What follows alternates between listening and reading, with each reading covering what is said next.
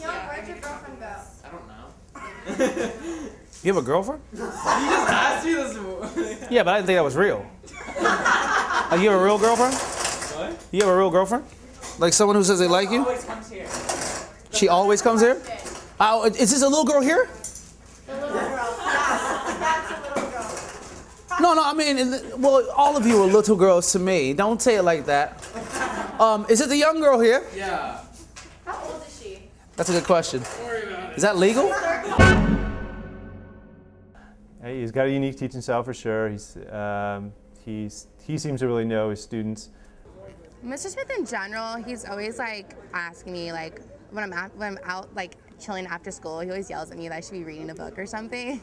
And so he's really helped me like prioritize, use my time wisely. I shouldn't just be hanging around, or I don't know, he yelled at me like sophomore year because I was talking to guys and he thought I was flirting, but like, you should be reading a book, Bree. You should be doing homework, Bree. I'm like, okay, yeah, whatever.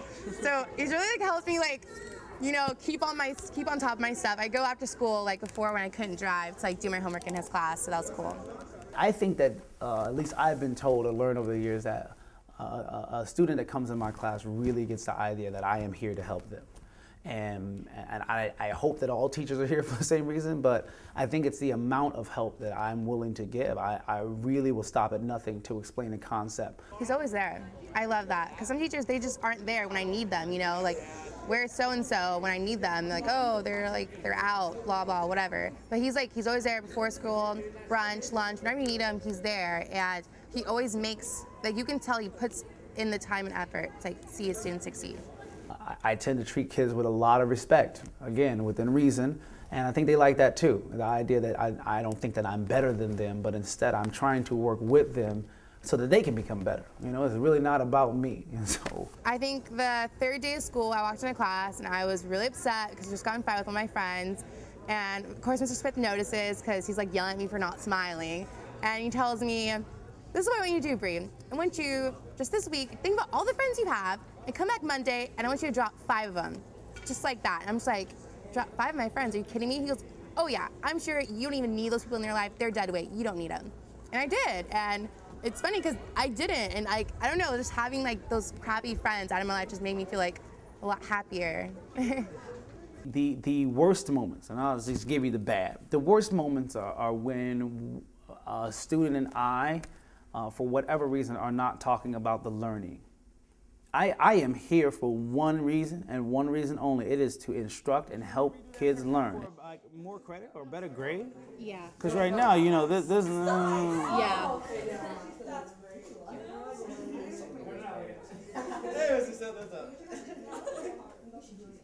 It's not often that I grow very distracted, but considering I'm trying to help a young lady improve her writing skills and I'm seeing 2 people smack each other, I don't know how I feel about that. You still have to be stern and be the teacher and, you know, lay down the law of the land. Perhaps we can sit down at an actual desk like Ben Hastings, who's been in my class for multiple times and knows that his buttocks should not be on my desk, but it is. Making sure it's stable, Mr. Smith. Oh, so many things I'd like to say about stability that I will refrain from repeating. That makes sense, though? Yeah. Let's see if we make that happen. But the great moments are when you see and you look out and people are interacting and sharing ideas and you can tell the learning's going on and the aha moments are happening. Those make it all worth it. And those happen far more often than the bad behavior. We are in a community where they have raised a substantial amount of money, and I'm so gracious for this, that my freshman classes are 20-1. There's not a kid in my freshman class that I don't talk to every single day, either at greeting the door or on their way out or during class or whatever. I'm able to hit them all every day. That's phenomenal. That's phenomenal. That's something I want to keep doing, that I'm doing well, and I think I can do better if I sit down and spend that one-on-one time even more this year and help kids, right? And they love it. They love that personal attention so long as you're positive and not faking your assessment of what they're doing. So I think that's one area I'm looking to improve. And also finding out where my students' other strengths are and weaknesses. I have some students who are very strong writers, so I'm like, well, so what do you suck at? Like, I want to know those things, you know, because maybe I can help balance. Or a kid who's really weak, like, look, man, I don't care if we don't do anything else, you will learn to write a solid thesis this year, okay? Like, I'm gonna help you. I got you. I'm gonna help you. I'm not gonna leave you butt naked in the Alaskan snow. I will come bring you an Eskimo coat and wrap you up and have a nice little lovely thesis, hopefully. That's the goal, right? Logical, what he's saying, right? Yeah. This is like, you don't like it when someone takes your clothes, right? That's why we take my clothes, exactly. But what's interesting about what he says before then, Lenny's like, I seen your light. Well, your light being on is not necessarily an invitation for somebody to come and hang out with you. But it is in some instances, right? If it's 12:30 or 1 o'clock and your light's still on, somebody might, you still up, Aaliyah? Like, no. I mean, yeah, I mean.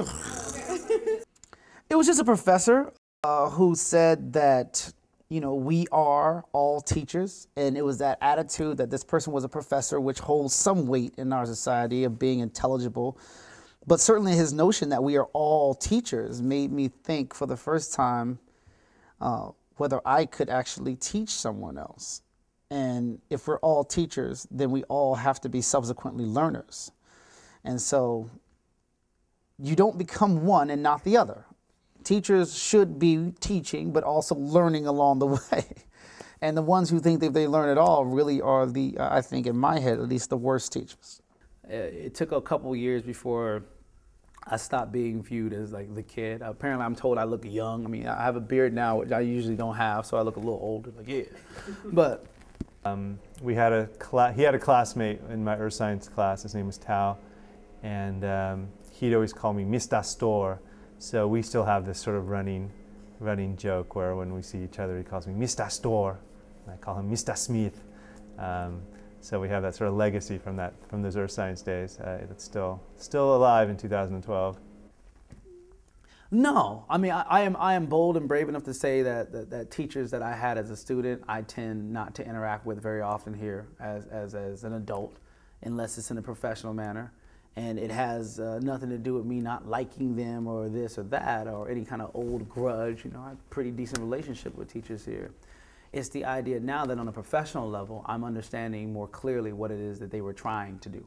And I do say trying, because this job is very challenging. If you really do all components well, teaching gets put out as this job that you do if you can't do anything else, and that couldn't be further from the truth. I'll challenge anybody, come into my class and do what I do. See if you can get the same results. See if you can do it how I do it. You can't.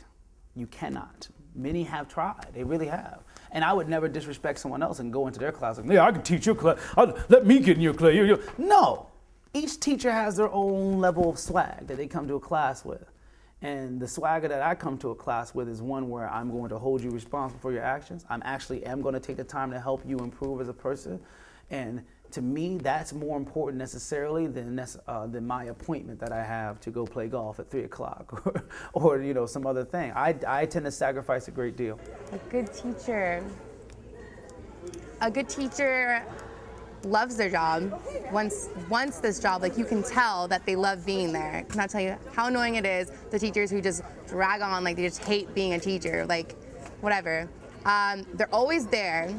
I hate the teachers, won't name any names, that go hang out together during lunch. It's like, no, you're here for the students, be here for the students. And the teachers who genuinely want their students to succeed, and you can tell, like, they push you, they want to see you do well. You shouldn't go from one class and feel like you can't speak out. Then you go to another class and you feel like you have to speak out. And if you don't, you will like put in a burlap bag and beaten. You know, you just got to be some equity there, right?